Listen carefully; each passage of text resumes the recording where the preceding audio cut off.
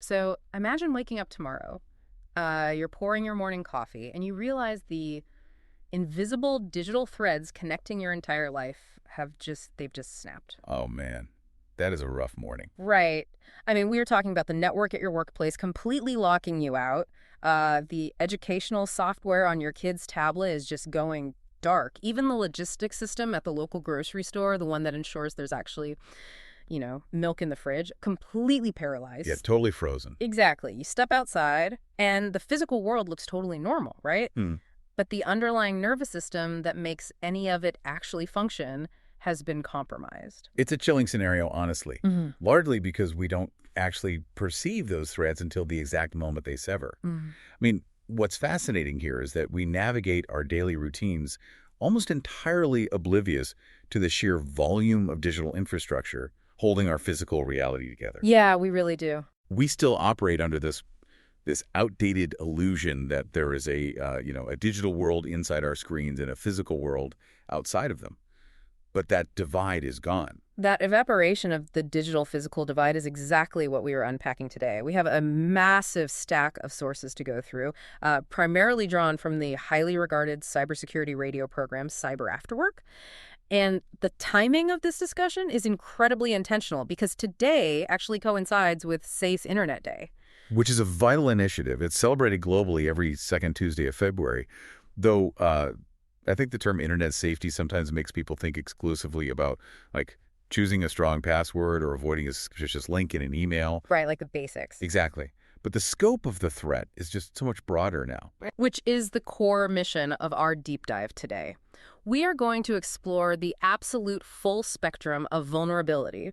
Our journey is going to take us from the industrial front lines of a paralyzed agricultural empire to the psychological warfare of weaponized bureaucracy. And finally, we are going to end up right on your living room couch. The couch. Yeah, the couch. Because as the sources reveal, that couch is secretly the ultimate front line of modern cybersecurity. The through line connecting all of those seemingly disparate environments it's just fascinating.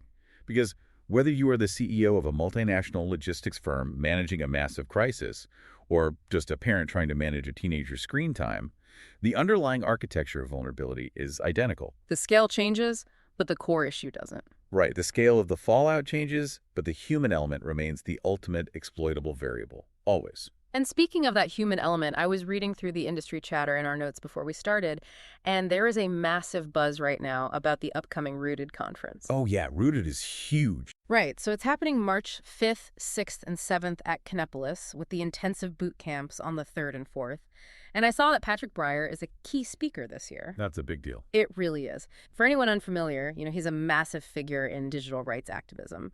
But what really caught my eye was a trivia note that the first Nordic speaker at Rooted debuted way back in 2017.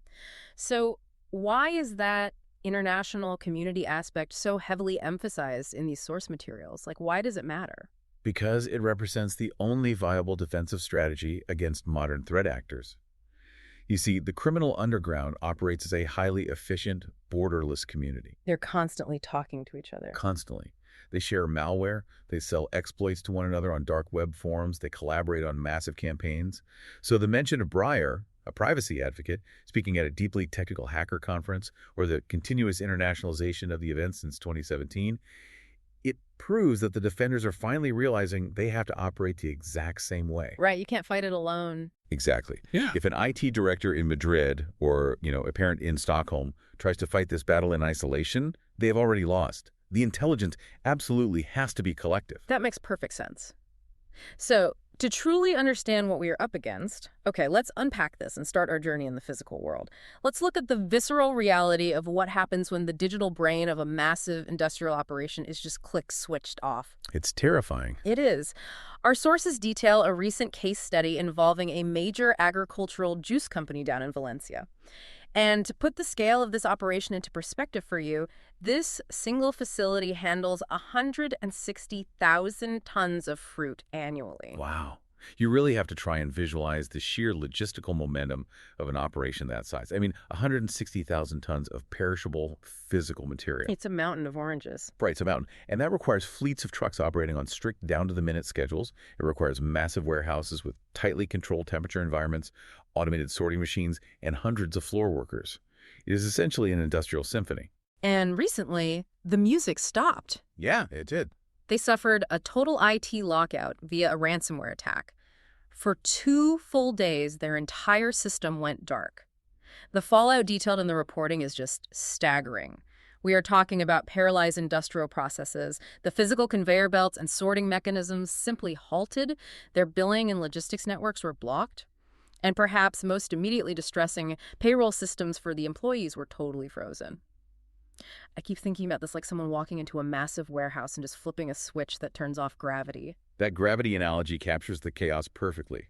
But it's really worth digging into the mechanics of why the physical machines stop when the computers get locked. Because decades ago, a factory floor ran on mechanical switches and manual labor. Right, pulling levers and pushing buttons. Exactly. But today, everything from the forklift routing system to the temperature sensors in the refrigeration units relies on programmable logic controllers, PLCs. These are essentially small computers attached to the physical machines that are constantly talking to the central server. So when the central server gets encrypted by ransomware, those small computers basically lose their instructions. They go blind. Precisely. The sorting machine doesn't know which gate to open because it can't access the database that tells it what size orange is passing through the scanner. The refrigeration unit doesn't know what temperature to maintain. The physical muscle of the factory is completely fine, but the digital brain has been lobotomized. Wow. That completely reframes the concept of a cyber attack for me. It's not just, a screen showing a skull and crossbones demanding Bitcoin. It is hundreds of thousands of pounds of fruit sitting on loading docks, rot of the sun, while trucks just back up onto the highway because the automated entry gates won't even open. And then you have to layer on the human crisis. Imagine the cascading panic on that factory floor. Supervisors are suddenly blind without their operational dashboards. And then, as you mentioned, the administrative layer completely freezes. HR can't process timesheets. Payroll fails. People need to pay their rent. Exactly. You instantly inject profound personal financial stress into the lives of your workforce.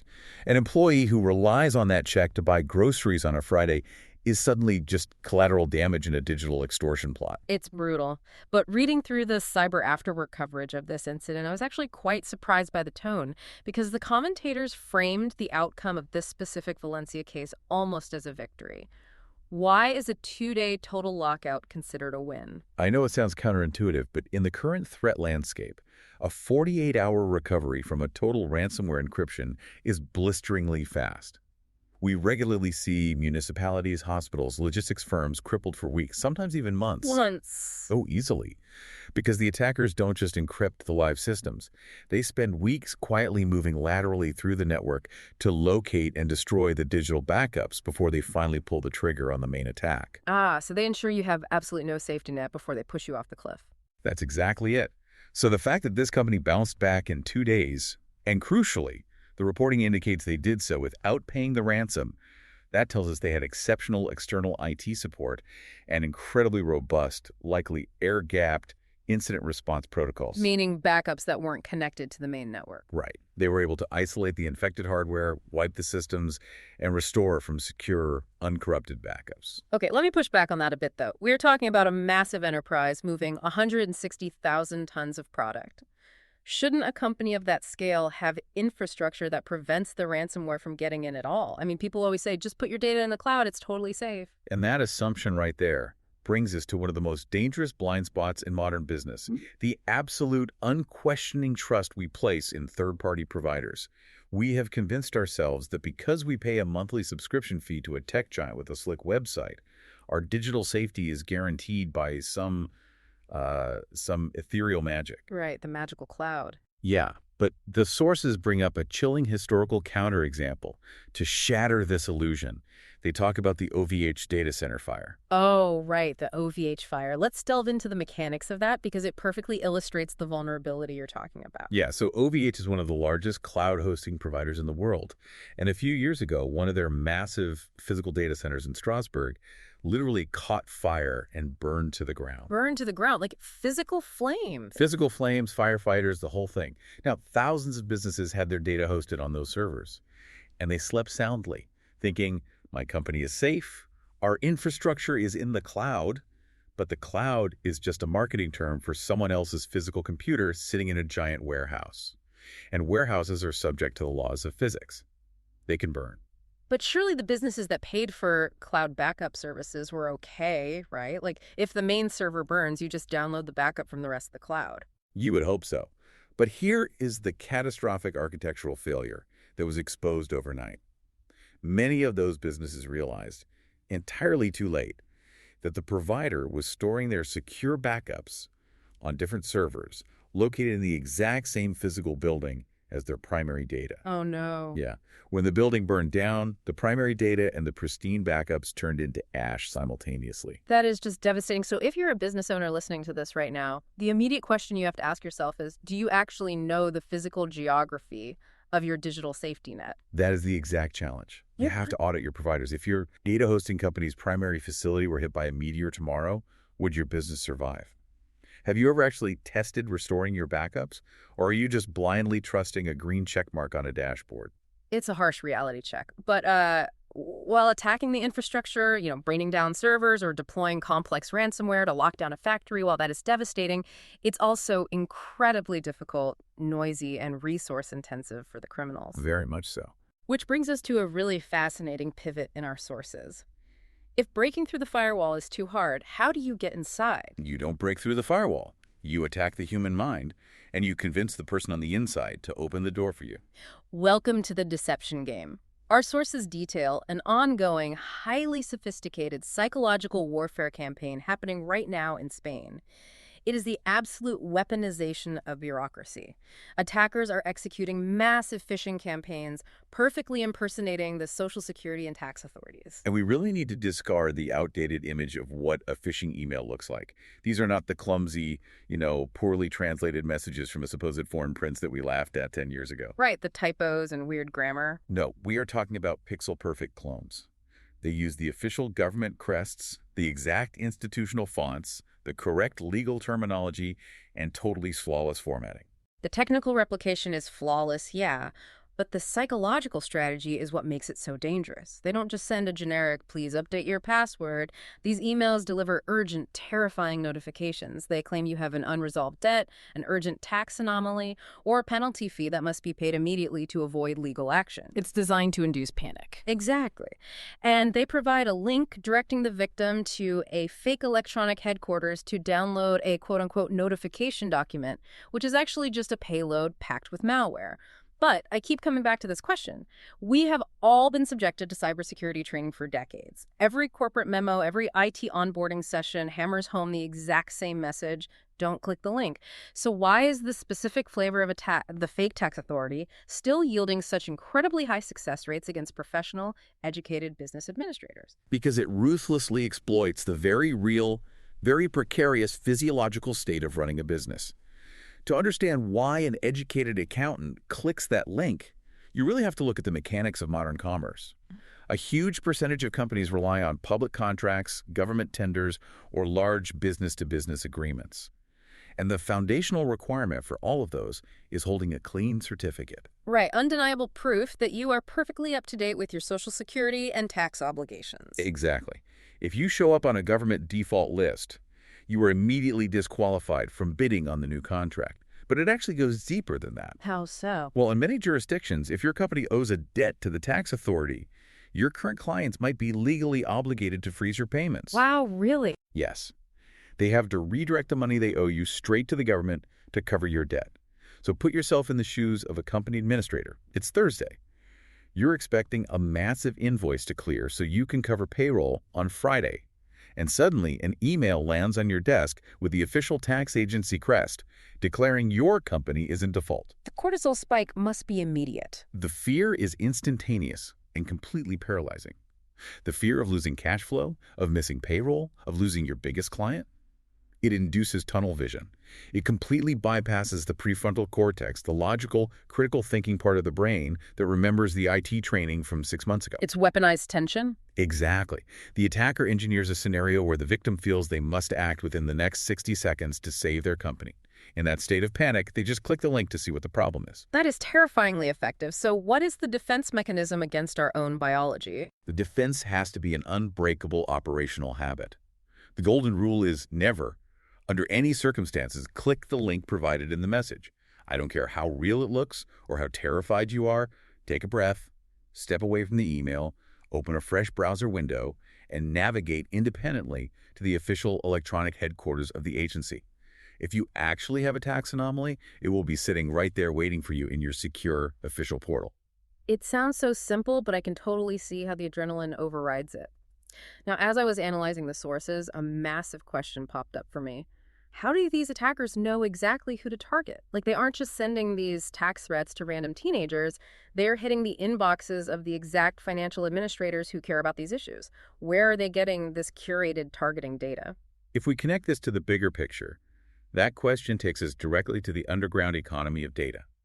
The threat landscape is an interconnected ecosystem, and the sources point us to a prime example of how this targeting data is harvested, the recent data breach involving the platform Substack. Oh, let's walk through the timeline of this incident because it perfectly illustrates the compounding nature of cyber threats. So Substack is a massive, widely used platform where writers, journalists, and businesses host newsletters and manage subscriptions. According to the Cyber Afterwork coverage, Substack suffered a breach where an unauthorized third party gained access to their systems. But here is the really critical part. The breach occurred in October of 2025, but users were not notified about the incident until February of 2026. 4 months. That is an absolute eternity in the digital underworld.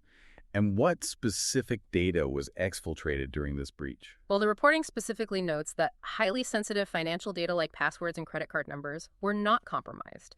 The leak was limited to email addresses and phone numbers. And I think the average person hears that and just breathes a sigh of relief. They think, oh, it's just my email address. It's basically public information anyway. No big deal. And that collective shrug from the public is exactly what the attackers rely on. Because if we connect this back to the fake tax agency phishing campaign, the value of that Substack breach becomes chillingly clear. A stolen email address is not just a compromised newsletter subscription. It is the raw ammunition for the next phase of psychological warfare. Walk me through the mechanics of that. How does an email address from a newsletter turn into a weapon? Let's say you are an accountant in Madrid and you subscribe to a highly technical niche newsletter on Substack that discusses updates to Spanish corporate tax law.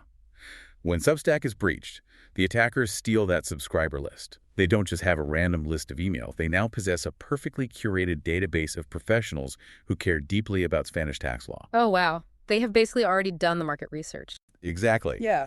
In the dark web economy, initial access brokers will take that stolen list from Substack, cross-reference it with other scraped data from places like LinkedIn, and build comprehensive profiles.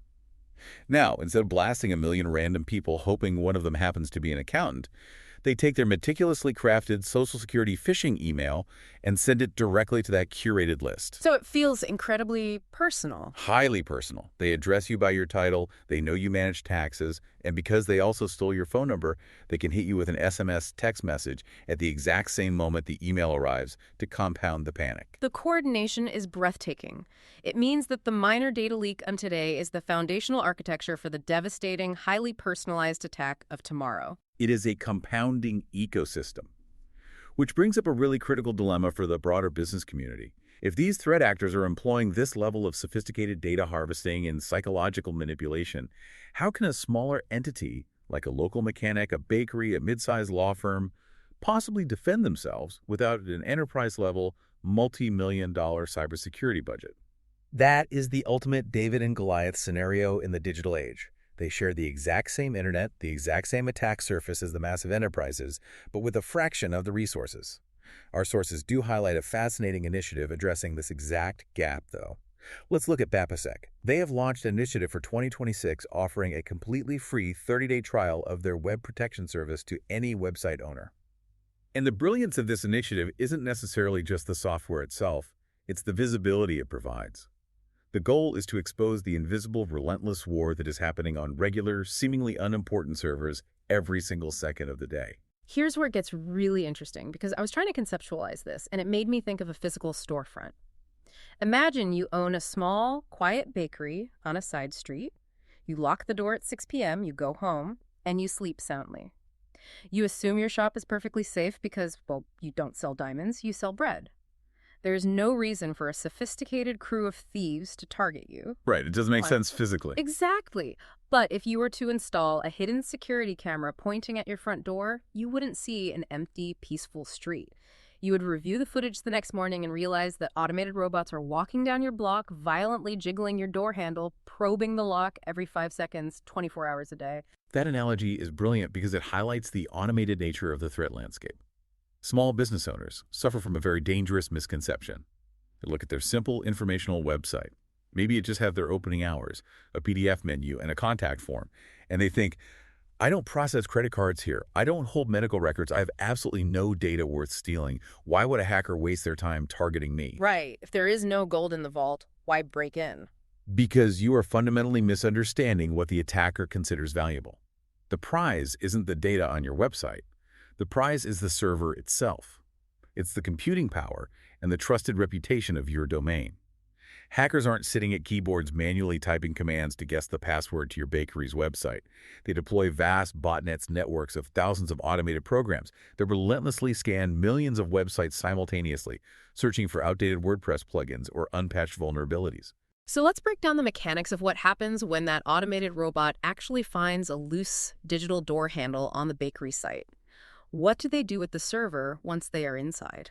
They weaponize it.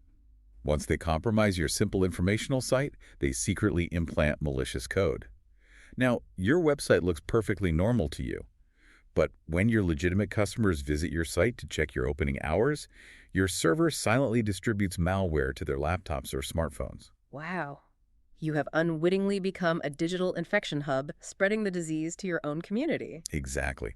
And that destroys your reputation instantly if it's discovered. Or they employ an even more common tactic. They turn your website into what we call a zombie node. A zombie node. Yeah. They hijack a portion of your server's computing resources. They link your bakery server up with 10,000 other compromised small business websites across the globe. Then, the attacker uses that combined, massive computing power to launch a distributed denial of service, a DDoS attack against a national bank, a government agency, or even a rival criminal gang. They use your server to overwhelm a larger target with traffic. So your little bakery is literally being used as ammunition in a global cyber war. Precisely. It completely flips the perspective on why security matters. You aren't just securing your website to protect your PDF menu. You are securing it so your infrastructure doesn't get conscripted into a malicious army. And this ties perfectly back to what we discussed at the very beginning about the rooted conference and community. Because the attackers are sharing these resources. Right. The threat actors constantly share these automated scanning tools. They share lists of vulnerable IP addresses. They collaborate. Initiatives like the VAPASEC trial are designed to force the good guys, the local business owners, to wake up, see the threat data, and adopt that same collective awareness. It is a sobering realization. We spend billions of dollars globally fortifying these corporate perimeters. We set up firewalls, we run web protection software, we train our accountants not to click on fake tax emails. But there is a massive, almost comical irony built into modern work culture. Oh, the remote work paradox. Exactly. A corporation can do everything right, but at 5:30 p.m., the employee closes that highly secured corporate laptop, puts it in their bag, drives home, sits on their living room couch, and hands that exact same laptop to a toddler so they can watch cartoons on YouTube while dinner is cooking. It's the great paradox of modern enterprise security. The hardware is mobile, and the rigid, fortified perimeter of the office instantly dissolves into the chaotic, unmonitored reality of family life. The transition from the boardroom to the living room is where the most profound and difficult-to-manage vulnerabilities emerge. Which brings us to the true core of our deep dive today, the home front. I want to introduce a vital new resource mentioned in our sources. Fernando Murata recently launched a book at the Universidad Nebrija titled Cyberseguridad en Familia, or Cybersecurity in the Family. And before we even dive into his philosophy, the sources highlight a detail that speaks volumes about his intent. Fernando is donating 100% of the proceeds from this book to the Guardias Civil Orphans Association. That is a remarkable gesture, and it clearly demonstrates that he doesn't view this project as a commercial cash grab. He views family cybersecurity as a foundational public service, an urgent mission to protect the most vulnerable layer of our digital society. But let me play devil's advocate here for a second, because I know what a lot of parents listening are thinking right now. Isn't it incredibly naive to hand an exhausted parent a technical guidebook and expect them to suddenly outsmart their teenager? It feels like an impossible task. It does. We are dealing with a generation of digital natives. These kids had iPads in their cribs. They know how to bypass a router's parental controls before they know how to do long division. How is a parent supposed to win a technical arms race against their own kids? Well, the truth is they can't. And that is the exact trap that leaves parents feeling paralyzed. They view it as a technical arms race. But Murata's philosophy fundamentally rejects that premise. It is not about monitoring every single keystroke with spy software. It is not about imposing draconian, iron-fisted bans. And it is certainly not about trying to be the smartest hacker in your house. Because you will lose that battle. You will lose the technical battle against a motivated teenager every single time. Murata argues that cybersecurity in the family isn't a software problem. It's a behavioral problem. It is entirely about core values and foundational education. That sounds great in theory, but how does a behavioral approach actually work in the chaos of daily practice? The sources outline two incredibly powerful analogies that Murata uses to break this down. Let's explore the first one, the traffic light. Think about the process of teaching a young child how to safely cross a busy street. You drill it into them. Always stop at the corner, always wait for the green light, never cross on red. But imagine you were walking with your child, you were running 10 minutes late for school, you look both ways, see no cars, and decide to just jog across the street against the red light. What did the child actually learn in that moment? They learn that the rule you just preached is entirely optional if it's inconvenient to follow it. They copy your actions, not your words. Exactly. The digital equivalent is playing out in millions of homes right now.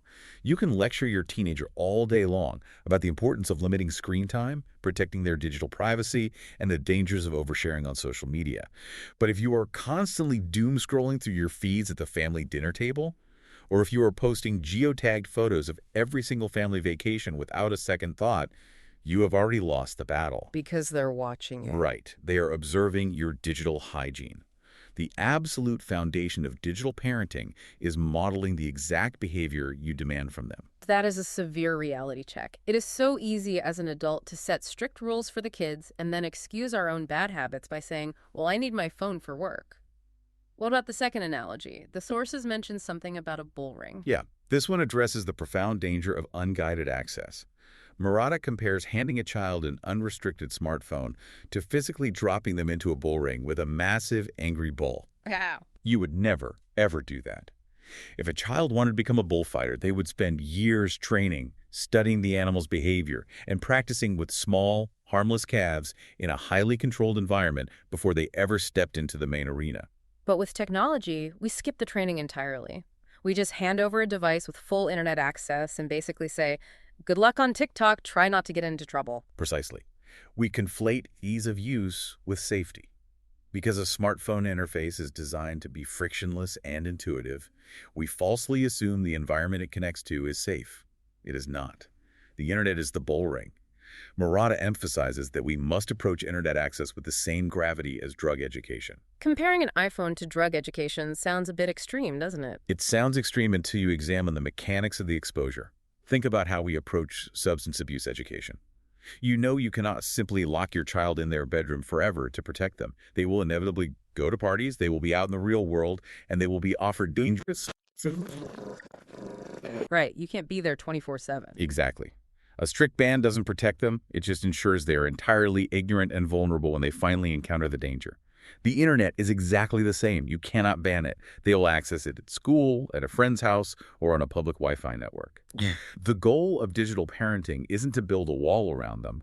It's to equip them with the critical thinking skills to recognize a threat, understand the long-term consequences, and make the right choice when nobody's looking over their shoulder. So how do we actually deliver that education? Because honestly, sitting a 10-year-old down for a PowerPoint presentation on data privacy and the mechanics of a phishing attack is a guaranteed way to just put them to sleep. Oh, absolutely.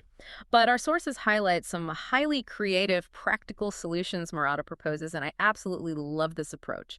He suggests utilizing family movie nights, using narratives from Disney and Star Wars to spark organic discussions about complex cybersecurity themes. It is a brilliant pedagogical strategy because it meets the child in their own world. Yeah. It takes abstract, intimidating technical concepts Yeah. and anchors them to narratives and characters they already deeply understand and care about. Think about the mechanics of Star Wars. You have the Death Star. It is a massive, heavily armored, multi-trillion-dollar battle station. It seems completely impenetrable, but it has one tiny, poorly designed thermal exhaust port that leads directly to the main reactor. Single point of failure. Exactly. So you can sit on the couch with your kid after the movie and ask, look, the Empire spent all this money on armor, but they left one port unmonitored, and a single torpedo blew up the whole station. How is that similar to us locking our front door but leaving our home Wi-Fi password as 1234? You are taking the complex concept of vulnerability scanning and making it instantly tangible. Or consider the classic tropes in a Disney movie. You often have a villain who uses a magical disguise or offers a deceptively sweet promise, like a poison apple, to trick the protagonist. That is a perfect low-stakes opening to discuss the mechanics of phishing, social engineering, or online predators. You can pause the movie and ask, why did the hero believe the villain? What red flags did they miss? How could they have verified who was actually behind the disguise? You are actively teaching critical thinking, skepticism, and verification without it ever feeling like an IT lecture. Exactly. You are Trojan horsing the education into their entertainment. It's fantastic. But of course, it's not all just theoretical movie talk. The sources also highlight the absolute necessity of knowing what to do when the theoretical becomes real. Because as we established with the massive juice factory earlier, 100% security is a myth. People will click the wrong link. Teenagers will make mistakes. And managing the fallout of those mistakes is the most critical phase of the education. When a digital crisis occurs in the home, panic and shame are the enemy. Murata stresses that families need to be trained on how to handle digital evidence. Like taking screenshots. Yes. If a child is being cyberbullied, or if they realize they have been tricked into sending an inappropriate photo, their immediate instinct is often to delete the messages, clear the chat history, and hide the evidence out of sheer embarrassment and fear of punishment. Parents must instill the reflex to stop, take screenshots, preserve the URLs, and secure the evidence before deleting anything. And what is the mechanism for actually using that evidence? Our sources provide a very practical, actionable update for our listeners in Spain regarding this. As of January 2025, victims can file police reports for specific cybercrimes directly online via the Guardia Civil website. You don't even have to physically travel down to the station and sit in a waiting room to report certain offenses anymore. That significantly lowers the psychological barrier to reporting. It does, and it serves a profound psychological purpose for the family. It teaches the child that the digital world is not a lawless void. It demonstrates that there are real-world legal consequences for digital actions, and that they have institutional support backing them up. It moves the child from a state of being a helpless, isolated victim to an active, empowered participant in their own digital defense. Which perfectly honors a deeply moving concept mentioned in our sources. It's a term coined by Angel Ucho, a highly respected figure in the cybersecurity community who unfortunately passed away. He frequently spoke about the tragedy of what he called digital orphans. Digital orphans. It is a haunting phrase, and it perfectly encapsulates the modern crisis. It really does. The concept describes children who are living in a house with their parents but are left to entirely raise themselves on the internet. The parents provide the hardware, the high-speed router, the tablet, the unlimited data plan, and then they completely check out. They abdicate their protective role. Exactly. They look at their kids swiping through apps and falsely assume that being a digital native automatically equates to being digitally safe. They confuse technical fluency with actual wisdom. It's a profound misunderstanding of both technology and neurobiology. A 12-year-old might know how to navigate the iPad interface, bypass a geoblock, and edit a video 10 times faster than you can. But they do not possess a fully developed prefrontal cortex. Right. Their brains are literally still growing. They literally lack the biological hardware to fully grasp long-term consequences, to recognize the subtle manipulation of predatory behavior, or to truly understand the absolute permanence of data on the internet. Leaving them alone to navigate that space is a complete abandonment of duty.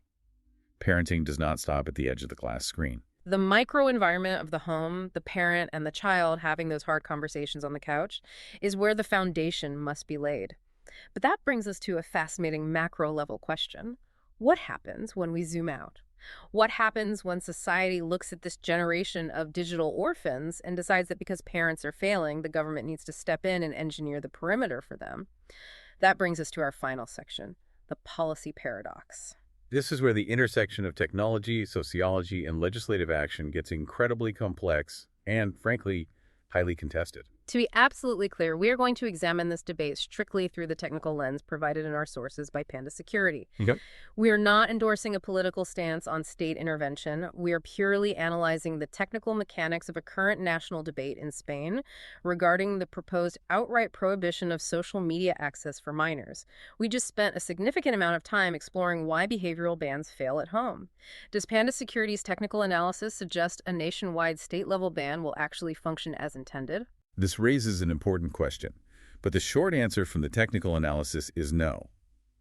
Panda Security warns of a severe, almost fatal disconnect between the legislative intention of the policy and the technical reality of the Internet. The intention behind banning minors from social media is undoubtedly noble. Society wants to protect youth from inappropriate content, cyberbullying, and the devastating psychological impacts of algorithmic addiction. However, attempting to enforce that protection without flawless, impenetrable technical mechanisms is not just ineffective, it is actively dangerous. I think some people might struggle with that logic. How is it dangerous? If a sweeping law prevents a 14-year-old from logging into Instagram or TikTok, aren't they by definition safer from the harms of those platforms? That assumption relies on the premise that the technical block works perfectly. But Panda Security details a highly predictable phenomenon they call the boomerang effect.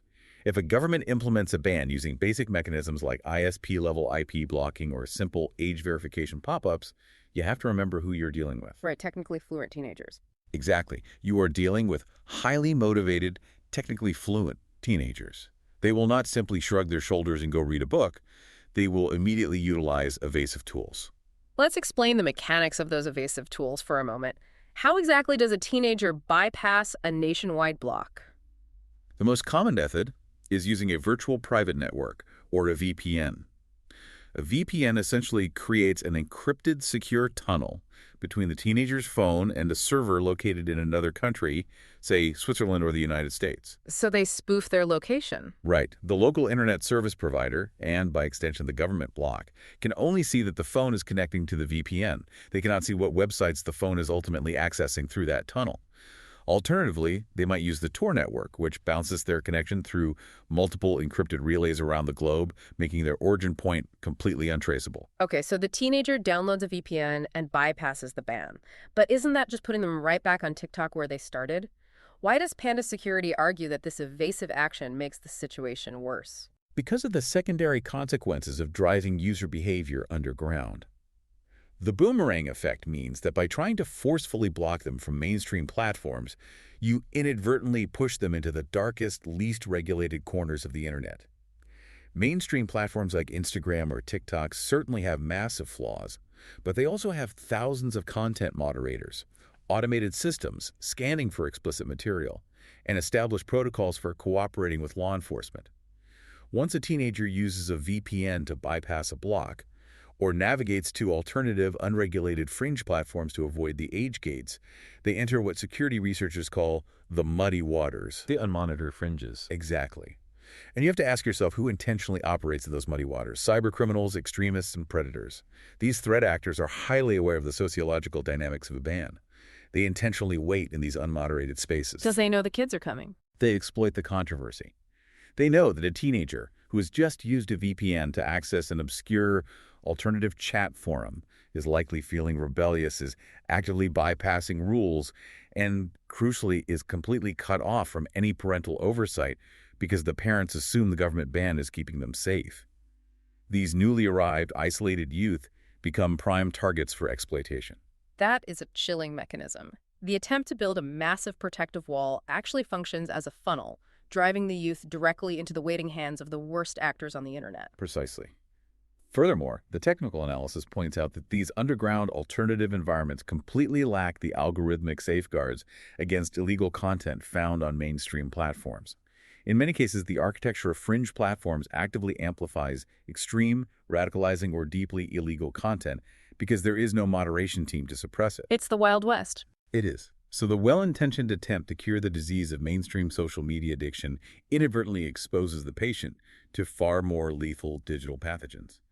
The harsh technical reality is that unless a society is willing to implement flawless age verification, which would require massive, highly controversial privacy infringements and biometric tracking for every citizen, the blunt instrument of a ban becomes a cure that is worse than the disease. It all circles back to the core theme of our discussion, the impossibility of applying a purely technical fix to a deeply human problem.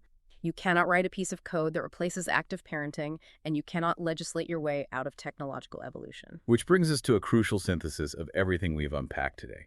We started this deep dive looking at a massive agricultural factory in Valencia, paralyzed by laterally moving ransomware. We moved to a terrified corporate accountant being manipulated by a pixel-perfect fake tax bill fueled by dark web data brokers. We looked at automated botnets jiggling the digital door handles of a local bakery, and we ended up on the living room couch debating screen time, VPNs, and movie analogies. When you lay it all out like that, it really emphasizes that this is not a collection of isolated topics. It is a single, unified, interconnected ecosystem. It absolutely is. The tools and tactics that take down the juice factory are born from the exact same psychological and technical mindset that tricks the accountant. The seemingly harmless leak email from a newsletter platform provides the ammunition for the phishing attack. The compromised bakery website provides the computing power to launch the attack on the factory. And the defense against all of it, the underlying resilience required to survive in this digital reality, starts with how we educate our children. It starts on the couch. It starts on the couch. Because if we could teach a 10-year-old to critically evaluate a suspicious, too-good-to-be-true message in an online video game, we're actively training the future CEO to critically evaluate a suspicious email from the tax authority. That is the ultimate takeaway for today. The true perimeter of cybersecurity isn't a firewall or a cloud backup or a piece of government legislation. It's the human mind. So if you are listening to this and wondering what you can actually do to protect yourself, we have a clear call to action. Tonight, do not wait for a crisis to strike to examine your defenses.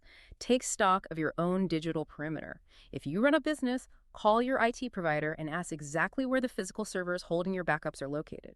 Maybe sign up for that web protection trial and see the invisible war hitting your digital storefront. Or if you have a family, pop some popcorn, put on a Star Wars movie, and just start a conversation. Ask a question about the exhaust port. Bridge that gap between the screen and the real world. Because the alternative is sleepwalking through this ecosystem, leaving the invisible threads that hold your life together completely unguarded. As we wrap up this deep dive, we want to leave you with one final provocative thought to mull over. It builds directly on Angel Ucho's tragic concept of the digital orphans. Think deeply about the trajectory we are currently on with these proposed macro-level bans and blunt technical roadblocks. If society continues to rely on sweeping legislative bans and crude software filters to protect our youth, rather than committing to the hard, messy, continuous behavioral conversations on the couch, are we inadvertently training an entire generation of digital orphans to view security not as a vital, empowering shield they should learn to wield, but as an oppressive authoritarian wall they must simply learn to hack? We will leave you to ponder that one. Until next time, stay curious and stay secure.